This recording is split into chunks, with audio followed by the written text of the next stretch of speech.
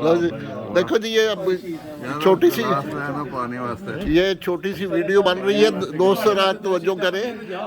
ये अभी शाम का डिनर जो है अंसारुल्लाह को, मजलिस अंसारुल्लाह की तरफ से एक ये ग्रिल पार्टी हो रही है।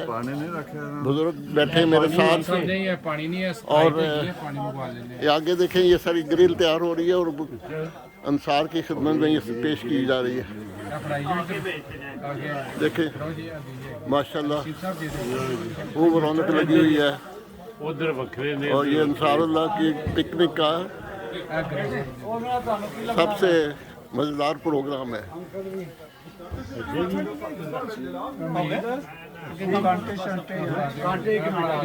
आप सब जाइए, सदर साहब कितने ने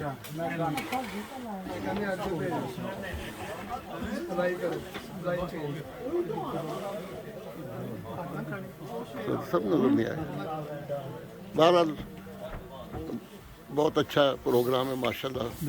खाना शुरू हो गया इसलिए बंद करता हूँ इसको।